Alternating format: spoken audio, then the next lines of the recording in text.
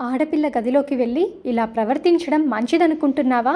ఎందుకు పశువులాగా ప్రవర్తిస్తున్నావు అని మాధవ చక్రిని తిడతాడు. నాకు పెళ్ళైంది కాబట్టి నా భార్య గదిలోకి నేను వెళ్తే తప్పేంటి? తనంటే నాకు ఇష్టం. మా ఇద్దరికి పెళ్ళైంది కాబట్టి ఒకే గదిలో ఉండాలి. నీకేం తెలుస్తుంది పెళ్ళి కాని వాడికి పెళ్ళైన వాడి విలువ అని చెప్పేసి ఇక చక్రి అయితే అంటూ ఉంటాడు. పెళ్లి పటాకులు లేనివాడివి, నీకు ఆ బంధం గురించి తెలియదు కదా అని మాధవను అవమానిస్తాడు చక్రి. చక్రిని మాధవ కొట్టబోతాడు. అయితే చక్రి నా మీద చేయి పడితే అస్సలు ఊరుకోను అని వార్నింగ్ ఇవ్వడంతో మిగిలిన వాళ్ళందరూ కూడా ఒక్కసారిగా షాక్ అయిపోతారు. చక్రిని ఒక రూమ్లో పెట్టి తలుపు వేస్తారు. నారాయణ నా వల్లే వాడిలా ప్రవర్తించాడు అని బాధపడిపోతూ ఉంటాడు.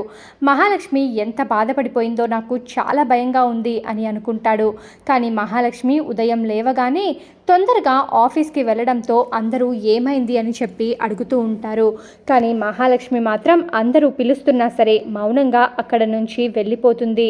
ఇక నారాయణ అయితే చాలా బాధపడుతూ ఉంటాడు. చక్రి ఇక నారాయణ మాటల్ని గుర్తు తెచ్చుకొని ఇదంతా కూడా ఆ నారాయణ వల్లే జరిగింది, ఖచ్చితంగా ఆ నారాయణని నిలదీయాలి అని నారాయణ దగ్గరికి వెళ్ళి ఇదంతా నీ వల్లే జరిగింది, కొంచెమైనా నీకు బుద్ధుందా? నువ్వు నాతో అలా మాట్లాడడం వల్లే నేను మహాలక్ష్మితో అలా ప్రవర్తించాల్సి వచ్చింది. ఇప్పుడు చూడు ఏమైందో, మహాలక్ష్మి ఇంట్లో నుంచి వెళ్ళిపోతుందేమో అని చాలా బాధపడుతూ ఉంటాడు. ఇక చక్రికి ఉదయం మెలకువ రాగానే తను మహాలక్ష్మితో చేసిన ప్రవర్తనను గుర్తు చేసుకొని బాధపడుతూ ఉంటాడు. ఆఫీస్కి వెళ్ళిన తర్వాత మహాలక్ష్మి తన ఫ్రెండ్ దివ్యాని అడిగి హాస్టల్లో వేకెన్సీ ఉందేమో అని కనుక్కుంటూ ఉంటుంది.